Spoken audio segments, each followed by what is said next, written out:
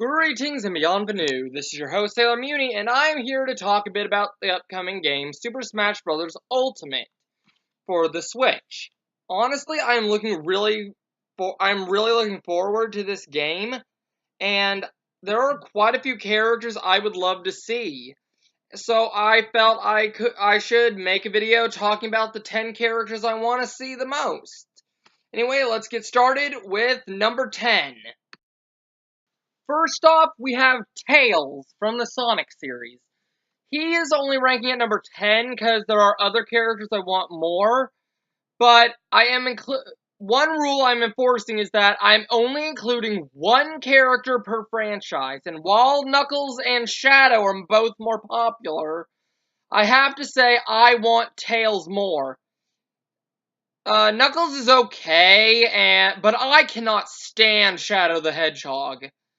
But I know he's probably going to be in a Sonic's Echo Fighter. The reason I want Tails the most out of any new Sonic character is because I think he's the best character in the series. He's not, haha, look how cool I am. He's actually a smart individual, and I think that could make an interesting moveset with tons of gadgets and other things. He could even pilot the tornado for a final smash. I feel like he could be an interesting addition to it, and they could probably incorporate his tails into a few attacks as well. Maybe create gusts of wind with them or something like that. I feel Tails is a better choice than either Shadow or Knuckles because he'd feel more unique as a fighter, given how he's more of a brains character than a brawler. So that can make for an interesting moveset. Anyway, we have our next character. Now, this is a pretty obvious one. Ranking at number 9, I have Isabelle from Animal Crossing. I really like the Animal Crossing series, and say we should get one more character, and I feel that Isabelle would be perfect for the Echo Fighter idea, for being an Echo Fighter, a villager. Since she's slightly absent-minded at times, maybe they could have her have a longer startup for the attacks, but they're executed faster, and they're more powerful as she rushes to get them out. I think that would be a great way to incorporate her personality into her moves, while also not having to change too much from Villager.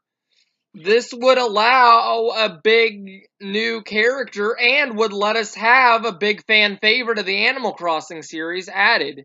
That's all I have to say for Isabelle. Coming in at number 8 is Phoenix Wright. I know he's not much of a fighter, but he appeared in Marvel vs. Capcom 3 as a playable character, so I don't see why they can't do the same for Smash Brothers. Anyway, the reason I would love to see Phoenix Wright added to the game is because not only is the Phoenix Wright series amazing and a good thing on Nintendo consoles, but I feel like that they could incorporate all this evidence he's collected for his cases and everything as part of his moveset. Like the samurai spear or the pistol that killed Edgeworth's father, stuff like that. I feel like they have so many things that could be used for a moveset for Phoenix that it would work really well. Who knows, maybe they could even find ways to incorporate Maya or Edgeworth into his moves. I could easily see them having Maya help him in some attacks. Maybe even make him a duo with Maya, similar to the Ice Climbers. And there is another character on this list I think would be great for a duo idea. But I feel like Phoenix Wright could easily hold himself in a fight here in Smash Brothers, given all the stuff he's collected for his cases. So there's plenty of material for them to draw from with him, and he'd be a fun addition. At number 7, we have Jibanyan. I know people either really like or really hate the Yokai Watch series. I think it's different enough from Pokemon to be considered its own thing, and I actually like it quite a bit. I like the whole thing with Japanese folklore, and Jibanyan would be a fun addition to the series. They could easily have his final smash be Paws of Fury. They could easily just incorporate a few of the other yokai into his moves like Komasan and Komajiro. Heck, Jibanyan would be a perfect character to do a tag character with Whisper. Though this isn't the other character I thought of as a tag team character. There is one that I think would be a perfect addition, which I'll talk about much later in this list. But I feel Jibanyan could work with that. Anyway, his abilities with fire, his various energetic abilities, despite his lazy attitude, he could be very fun to play as, and they could easily come up with a move set for him, even if they have to incorporate some other yokai to help him. He could easily represent the Yokai Watch franchise all in one move set, while he could have some of the other yokai friends come in and help him. I think that would be a great way to introduce Yokai Watch into the world of Smash Brothers by having Jibanyan star as a playable character while giving some of the other characters giving some of the other yokai slots in his moveset. That would give a ton of representation to Yokai Watch and would allow for Jibanyan to really show his stuff and maybe try and help the series over here in the West where it hasn't sold very well. Now we are getting to some of the big requests because before this one, the only big request I had on this list was Isabelle. But I feel like there are some big requests that would be fun to use. Sora being up there too. Sora's mix of magic and melee abilities could make him a very interesting fighter and set him apart from everyone else. Because of his Keyblade and his various spells like Firaga or Blizzaga, there is tons of material to draw from for him, and they could easily incorporate Donald and Goofy into his final smash.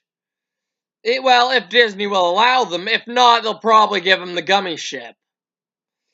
In that case, that'd still be fun, but I really would like them to incorporate some of the Disney elements into Sora if he gets into Smash Bros. Now, while I would like Aqua more, because she's my favorite Kingdom Hearts original, I would have to say I am putting Sora on this list mostly because he's much more likely if we get a Kingdom Hearts rep. Who knows? Maybe we'll get him and Aqua and Riku in there, all three of them. That'd be fun. Anyway, on to number 5. Now, this is going to be a kind of odd pick, at first, I might say, because Lily doesn't seem like much of a fighter. But if we get a new Pokemon representative, a lot of people are debating whether it should be Incineroar or Decidueye. I say, why not make Lily the new rep and give her a similar idea to Pokemon Trainer?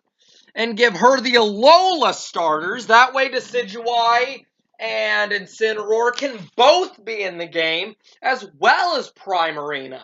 That would easily satisfy all the fans, because it would give them all the Alola starters to pick from, and it also satisfies Lily's fans, because a lot of people are considering Lily one of the best characters in the Pokemon franchise.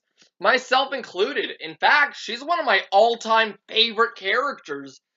In fact, the odd thing is she ranked at number 5 on this list, and she's my 5th favorite character of all time. And my favorite video game character.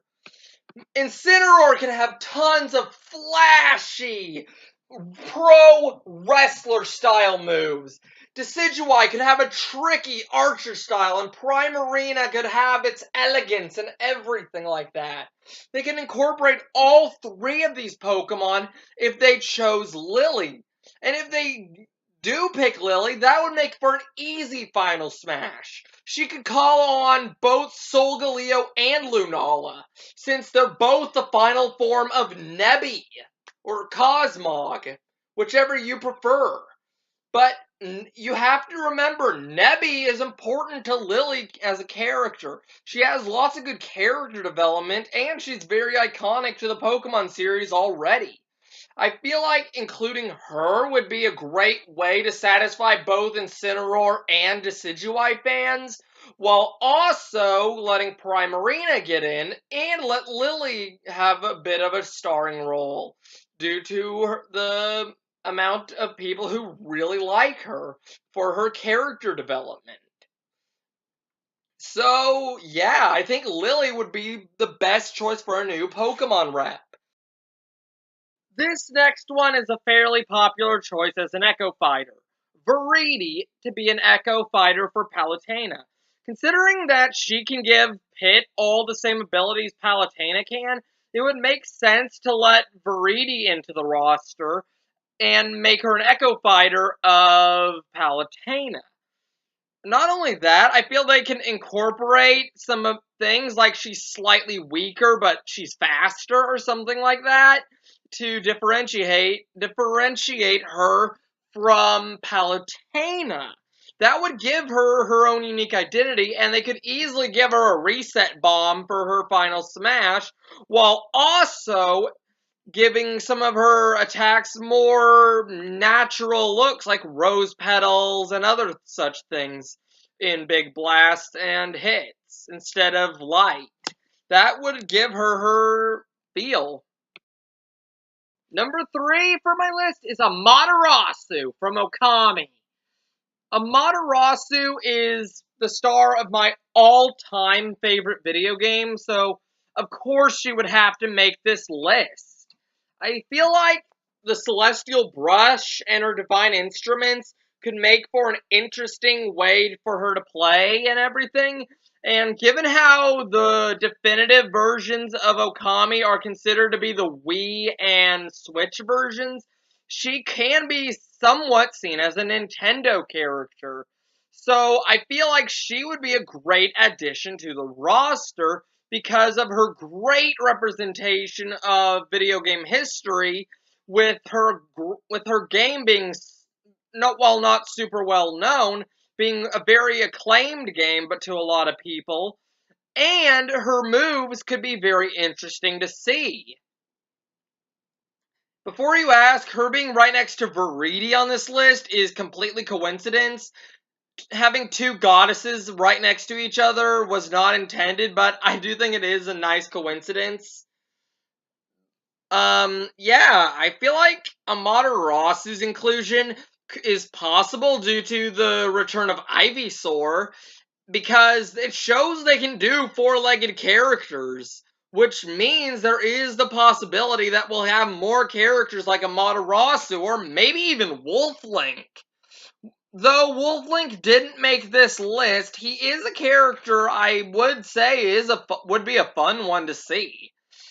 But I doubt it's gonna happen. Well, actually, Twilight Princess and Majora's Mask are the only Zelda games without reps so far in the roster, so maybe they will get something. In fact, one of my picks left involves one of those two games. Who is it and which rank? Well, you'll have to see. Anyway, Amaterasu could be a fun addition to the game, and I feel like a lot of her moves could be based on the Celestial Brush, which would give a unique identity to her with all these elemental attacks and her Divine Instruments, allowing her for some strong melee abilities. Anyway, let's move on. Coming in second place is Rex and Pyra. I said earlier there was a duo character I thought of for the roster earlier in this list, but I feel like these two had to go high up. Ironic that they got second place here, as Xenoblade Chronicles 2 is my second favorite game behind Okami. But I feel like Rex and Pyra would be perfect for Smash Brothers, and as a duo in a similar manner to the Ice Climbers. The Ice Climbers are best known for their teamwork and everything like that.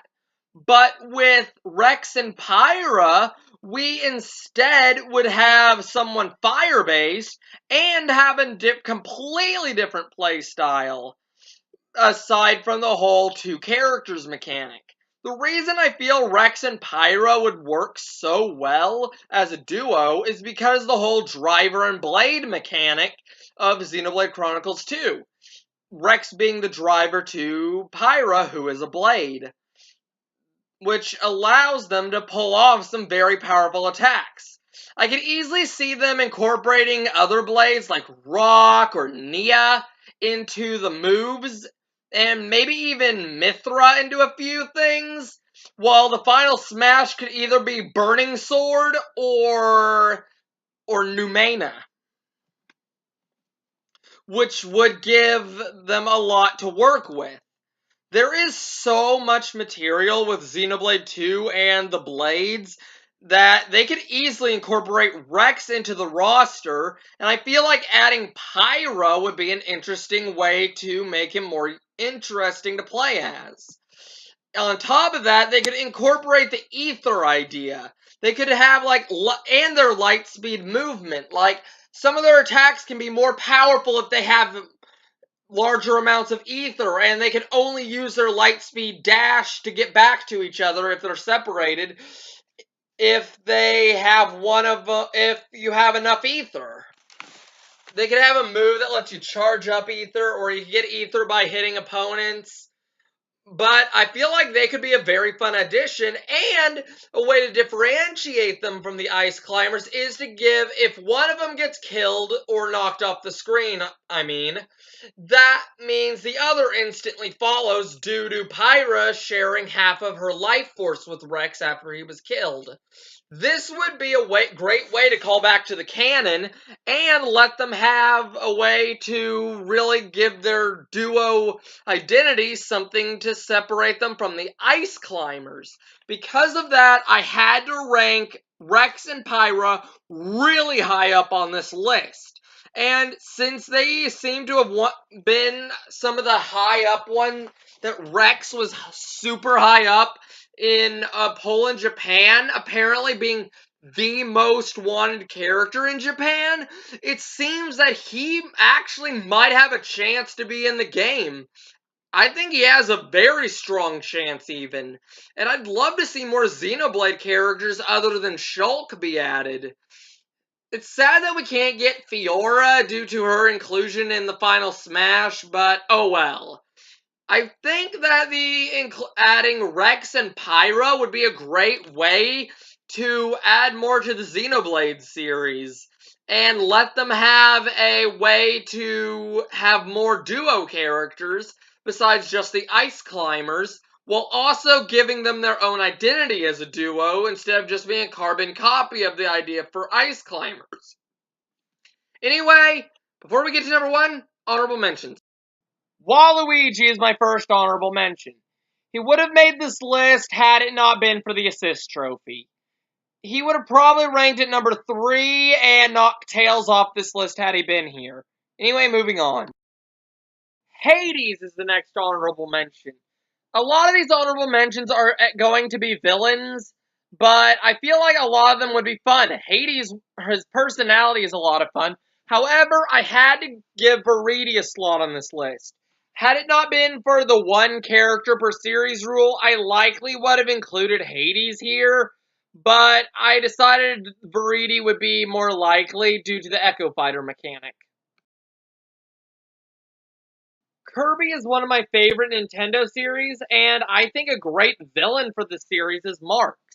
Either him or Magolor or Susie are who I considered for an honorable mention here, but I had to give it to Marx due to being more iconic. I would love to see Magolor and Susie as well, but I feel like Marx is the best addition due to his iconic nature, and I feel like the chaotic nature of his attacks would make for a fun set of moves to work with in Smash Brothers.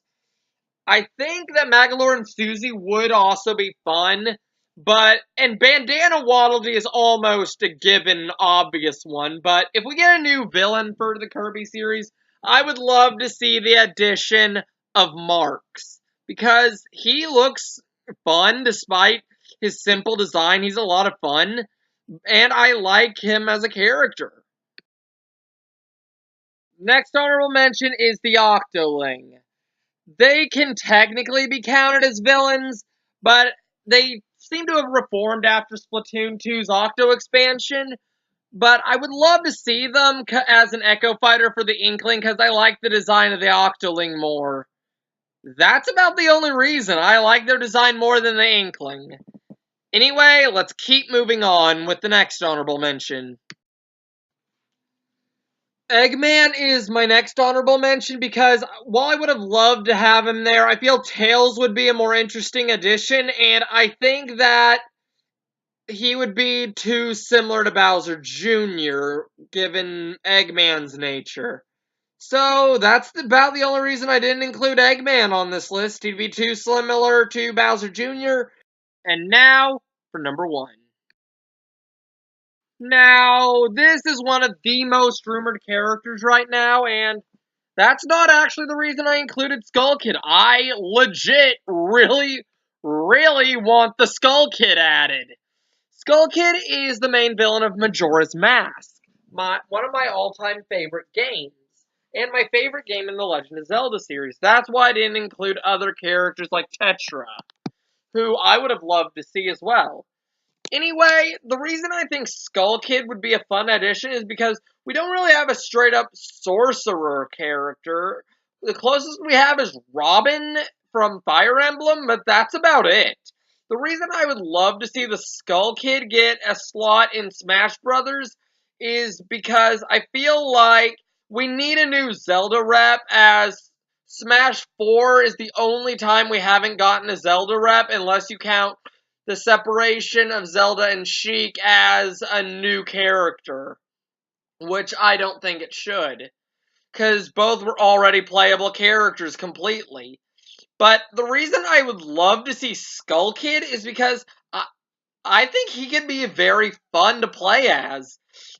Hyrule Warriors already showed that he's a very fun character and showed more of his powers, like creating tornadoes and dark magic blasts.